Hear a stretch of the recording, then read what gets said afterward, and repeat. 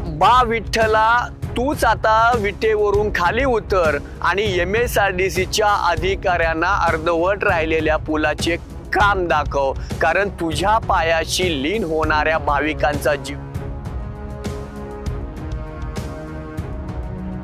मागल्या 8-10 दिवसात 1-2 तरुण विद्यार्थी परीक्षा द्यायला चालली होती. काय होतं इथं 2 दिवसाला 3 दिवसाला इथं ही धडकते वाहन म्हणलं. थिएटर नहीं था, इसके वजह से गाड़ी चली गई.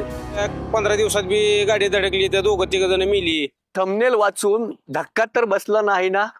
होय, पण अशीच घटना पंढरपूर कुर्डुवाडी रोड असलेल्या रोपळे नजीक असलेल्या उजनी कालव्याच्या म्हणजेच कॅनलवर भविष्यात या ठिकाणी होऊ शकते. किंबहुना याआधीही प्रत्येक अशा घटना यापूर्वीही घडल्या गेल्यात. मात्र प्रशासनाची आळीमिळी गुपचिळी. खरं तर सध्या नागपूर गोवा शक्तीपीठाची जोरदार चर्चा सुरू आहे. याला मोठ्या प्रमाणात विरोधही होतोय.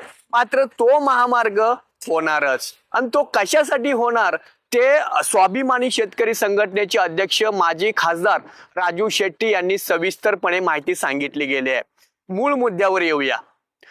पंढरपूर कुर्डुवाडी खरं तर हा रस्ता होऊन 8 ते 9 वर्ष झाला आहे. मात्र रोपळे नजीक असलेल्या या कॅनलचे काम पूर्ण होऊ शकले नाही.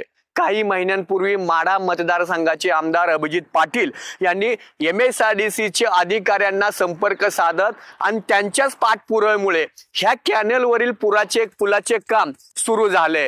आणि वास्तविक पाहता येथून पुढे मोहोळ मतदारसंघ सुरू होतोय. मात्र मोहोळ मतदारसंघाचे आमदार या ठिकाणी कधीही लक्ष दिले नाहीत. आमदार अभिजित पाटील यांनी या पुलाचा शुभारंभ करत असताना येणाऱ्या 3 महिन्यात पूल व्हावा अशी देखील तंबी खुद्द तांदूळवाडीचे जरे नामक कॉन्ट्रॅक्टर किंवा ठेकेदार यांना देण्यात आलं. मात्र आज सागायत 6 महिने झालेत. मात्र काही राहिलेल्या कामांमुळे पूल अर्धवट ठेवण्यात आला. कालच एका मालवाहतूक ट्रक या रस्त्याचा अंदाज न आल्याने हा ट्रक मातीच्या ढिगाऱ्यावर जाऊन पलटी होता राहिला. आता हेच पहा, या पुलावर चक्क मुरमाऐवजी मातीचा वापर करण्यात आला आणि MSRDCचे अधिकारी डोळे मिटून बसले आहेत. ते डोळे आता तरी उघडतील का एखाद्या मोठ्या अपघाताची किंवा लोकांचे बळी गेल्यानंतर जागे होणार का? ठेकेदारावर कारवाई करतील का? हे देखील पाहणं औत्सुक्याचं ठरणार आहे. सध्या पावसाळ्याच्या मोसमाला सुरुवात झाली असून पडणाऱ्या पावसामुळे वाहन चालकांना याचा अंदाज न आल्याने अपघात देखील घडण्याची शक्यता नाकारता येत नाही. तसेही आता रात्रीच्या वेळी रोज अपघात घडता येतही. गेल्या वर्षापूर्वी म्हणजेच आषाढी वारीच्या काळी MSRDCचे अधिकारी या ठिकाणी राहिलेल्या अर्धवट कामासंदर्भात भेटही देण्यात आली. मात्र वारी संपली की अधिकारीही गायब झाले. आता बा विठ्ठला तूच आता विटेवरून खाली उतर आणि MSRDCच्या अधिकाऱ्यांना अर्धवट राहिलेल्या पुलाचे काम दाखव, कारण तुझ्या पायाशी लीन होणाऱ्या भाविकांचा जीव सुरक्षित ठेव. तत्पूर्वी एवढंच. ये बाहर से जा रहा था, वो लोड करके आया हूँ. ते लोखापुर से सीमेंट का गाड़ी है, वो बैरिकेटर नहीं था, इसके वजह से गाड़ी चली गई. इसके पहले क्या हुआ था? तो इधर एक 4 व्हीलर गाड़ी पलटी हुआ था, तो वो किरान से लेके गया. धनाजी खरे म्हणलं. आणि काय होतं इथं 2 दिवसाला 3 दिवसाला इथं ही धडकते वाहन म्हणलं.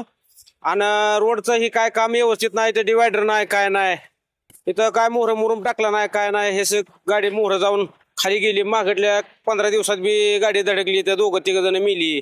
इथं कोणाचं लक्ष नाही, काय नाही. मुरुम आहे का माती आहे? सगळ्या माती आहे आता इथं. माती जायचं मोहर काही बनवलं नाही, काय नाही.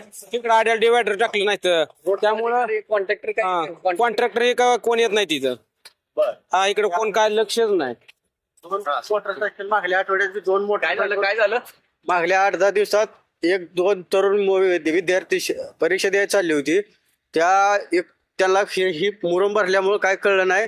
तिथून गाडी 70 फूट मोहर पडली. दोघांची भरपूर मार लागला जबरदस्त. 4:30 वाजता पाठ.